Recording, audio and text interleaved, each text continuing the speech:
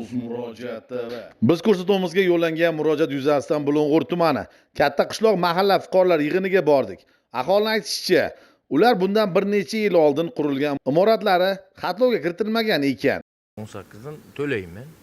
Hammasini 3 ta to'lab turibmiz. Mol mulk bu noqonuniy qilingan narsa dokument etdi. Noqonuniy bizni kadastr kim qilib bergan so'ramadingizmi? Kim qilgan? O'zlari qilgansizlar-ku desam. Noqonuniy. Yashagan uchun ishlatgan uchun to'lagansan bunday. Yer solig'ini to'laganmisiz? Ha, yer mulk to'lagan.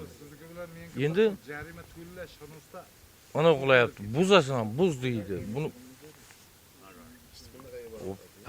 farzand bor, kelin bor, chiqarishim kerak. Mana ularni men sozlab qo'ydim ishini. Svet o'tkazsam, olib kelaman kelinlarni, farzandlarni. Murojaatchilarning aytishicha, bu yerlar ilgari savxoz idorasiga tegishli bo'lgan, ammo tashkilot tugatilgach, o'sha vaqtdagi rais tomonidan aholiga tomorqa yer sifatida bo'lib berilgan ekan. Shu yer shunday tashlandi, ko'mir nima, musor bo'lib, kul tuga bo'lib, jontiq bosib ketardi.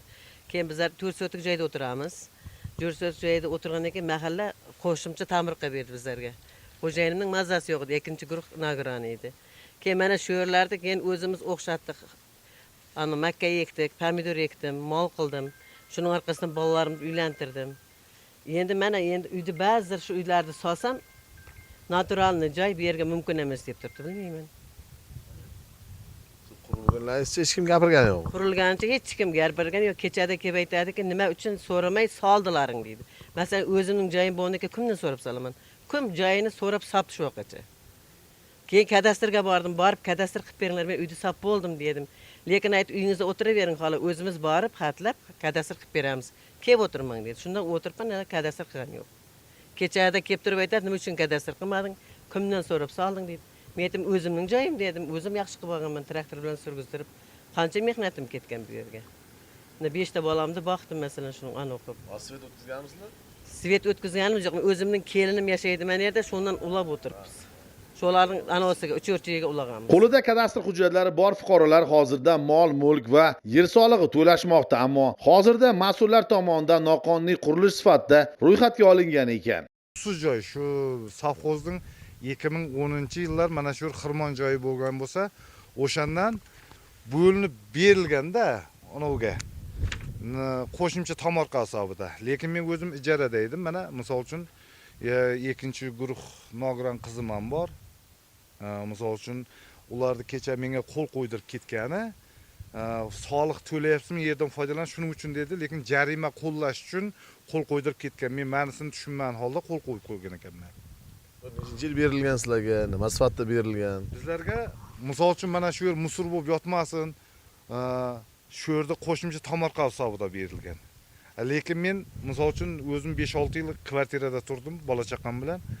Oxiri majbur bo'ldim solishga. Hali uyimni oldida olib o'taman, u yerda ham bir ko'rasizlar qanday ahvoldaligini. Lekin surdirganman, boshqaganman. Lekin mana suvsizlikda mahallaning o'zi ham biladi. Mana shu suv kelmasligini ham 4-5 yildan beri shu joyga suv kelmasligini ham. Mana shuncha aholiga berilgan. Mana misol uchun kelini, o'g'li mana yangamniki uyga muhtoj. Mana uyda solingan, lekin buzay beringlar maqsadi buzdirib buzay beringlar deyapti-da uyda. Bizga ham aytdi, tog'angga ham aytdi, mana shunchasini Kadastrga qachon ariza berdingizlar kadastrga? Kadastrga men o'zim ariza bermadim. Menga bittasi kadastr bo'limidan kadastrni chiqarib berdi, lekin bular tanimayapti, nazoratchilari. Bular noto'g'ri-ku. Men aytdim, mol mulk solig'i hammasini to'layman, hammasini kvitantsiyasi turibdi 2016dan boshlab. Lekin bular aytayapti, yo'q deyapti. Men kadastrimni tekshirib ham ko'rdim, faol ishlab yotibdi. Mol mulk solig'i, yer solig'i to'layman. Lekin bular faqat o'tirgan uchun soliq to'lagansan, yer ishlatgan uchun mol mulk solig'i to'lamagansan deydi. Ko'rgan ham yo'q-da dokumentlar. Lekin mana dokument kadastr boshini ko'rib turib, yo'q, hujjatlaring noto'g'ri taxlangan. Sizlarga noto'g'ri deyapti. Hamma kvitansiyalar turibdi misol uchun. Hozirgi yildan qachongacha to'lagan soliq? 2016dan boshlab mana 25 gacha to'laganman. Mol mulk yer solig'i. Mol mulk yer solig'i. Mana bu yerda yana bitta hujjat bor. Mana to'lamay sal kechikkanga menga anov jo'natgan. Mana soliqdan. Yo'q, ogohlantirish jo'natgan. misol uchun tekshirib ham ko'rishi mumkin. Men mol mulk yer solig'i to'lanib kelinyapti-da, mana varaqda. Hozir nima deya yashayapti? Bularning hozirgi aytayotgani, sizlar deyapti, noqonuniy solgansizlar. Bari buzishlaring kerak deyapti. Men misol uchun 4 ta bolam, misol uchun aytdim. Misol uchun o'g'limning kontragi bor. Misol uchun jarimani qayoqdan to'layman, qayerga ko'chib boraman. Fuqarolarning hozirgacha murojaat qilmagan rahbari, uchrashmagan tashkilot qolmagan, ammo mas'ullarning aytishicha, suvli yerda noqonuniy imorat qurish mumkin emas ekan. Hozir bu kishi aytyapti, kadastr agentligini rahbari bu sug'oriladigan yer maydoni deyilyapti. Men bu yerda ko'rmayapmanki, motordan suv chiqarmasa, ariqdan suv kelmaydi. Mana bu yerlar yantoqzor yotibdi. Mana Bahriddin qani? Bahriddin mana shu yer sug'oriladigan yer maydoniga kiradimi yoki sug'orilmaydigan yer maydoniga kiradimi? Sizlar ariqdan suv kelmaganiga necha yil bo'ldi? Xo'sh, bu murojaatga mas'ullar qanday fikr bildirishadi? 2025-yil 29-sentyabr kunida Kattaqishloq mahallasida mana buyruq asosida davlat yer nazorati tadbirlari o'tkazishga kelganmiz va bu yerda qishloq xo'jalik foydalanadigan xaritasini 700-konturdagi, ya'ni bozor yer maydonida fuqarolar tomonidan o'zboshimchalik bilan egallab qurilish qurish holatlari aniqlangan. Ushbu holatlar yuzasidan tegishli tartibda davlatnomalar rasmiylashib fuqarolardan tushuntirish xati olinib, hozirgi kunda ushbu yer maydoni suvli yer maydoni, ya'ni bog'zor sug'oriladigan yer maydoni bo'lganligi sababli tuman prokuraturasiga xat bilan berganmiz. Ushbu sug'oriladigan yer maydonlaridan har qanday qurilgan qurilishlar 2021-yil avgustda 708-qonunga o'zgartirishlar kiritilib, sug'oriladigan yer maydoni, ya'ni 2021dan keyin qurilgan uy-joylarga Jinoyat kodeksining 229-1 moddasi bilan jinoyat alomatlari borligi aniqlanib, jinoyat ishi qo'zg'atilganda, bizlar ushbu holatlarda endi nechinchi yil qurilganligini bilmaganligimiz bo'ynaga bu yerda har xilda 2016-yildan beri o'zboshimchalik egallab kelib uy-joy qurish holatlari aniqlangan. Ushbu holatlarni hammasini qo'shma tartib asosida tuman prokuraturasiga berganmiz.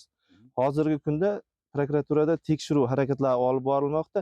Agar jinoyat alomatlari borligi aniqlanmay o'zimizga xat bilan qaytarib bersa, ushbu fuqarolarga nisbatan ma'muriy javobgarlik to'g'risida kodeksda 60-modda 3-qismiga asosan eng kam ish haqi 200 barobar jarima solib hamda mana yer maydonini o'z holatiga qaytarish bo'yicha fuqarolik ishlari bo'yicha Jomboy tumanlararo sudiga da'vo ariza kiritamiz.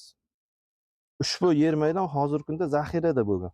Bo'ynaga endi zaxiraga qachon olinganidan xabarim yo'q, lekin zaxirada qolib ketganligi sababli fuqarolar yilma-yil egallab kelgan. Ushbu holat hozirgi kunda kadastr agentligiga Uskosmos agentligi tomonidan yangi holatlar aniqlanib, bizlar yer nazorati mana planshetimiz bor. O'sha planshetimizga yer nazorati dasturiga biriktirib berilganligi sababli ushbu Kattaqishloq mahallasida yer nazorati tadbirlarini o'tkazganmiz. Fuqaroning qo'lidagi kadastrlarchi? Fuqarolarda hozir men qo'lda kadastrlarni ko'ryapman. Qani edi siz bitta hujjatingizni bering-da. Endi oldin agar xabaringiz bo'lsa, tuman yer resurslari va davlat kadastri bo'limi bo'lardi. Men xuddi o'sha sohadan chiqqanman-da. O'sha tashkilotda pechat bo'lardi, mana. Ya'ni bu yerda yer resurslari pechati bor. U pechat nima desam, faqat yerlarni bo'yna auksionsiz bergan vaqtda tanlovga bu ruxsat berardi. 18-yil bormidi o'sha tashkilot? 18-yil bor edi, 20-yil tugatildi u. 20-yil kadastr agentligi tashkil topdi. Bu hujjat 2018-yil qilingan, lekin bu kadastr yig'ma jildi uchun asos hisoblanmaydi. Endi bilmadim, o'sha vaqtda ishlagan xodimlar o'zlarining manfaatini ko'zlab bu ishni qilmagan bo'lsa, kallasi ishlagan xodim bu ishni qilmaydi. Hozir bularning qo'ldagi hujjat bilan soliq to'layapmiz deyapti. Soliq to'lash qadar yuridik kuchga egami yo'qmi? Yo'q, yuridik kuchga ega emas. Guvohi bo'lganingizdek, hozirda 10 ga yaqin fuqarolar uyining yo'qligi sababli bu yerdan hovli ko'tarib makon qilishgan, ammo qolganlari esa tomorqa yer sifatida foydalanishmoqda. Balki lavha efir yuzini ko'rgach, tumandagi, viloyatdagi mas'ullar katta qishloqliklarning masalasini yaqindan o'rganib, xalqning dardiga oro kirishar. O'z murojaat TV Chingiz Norqulov, Rustam Ragimov, Samarqand.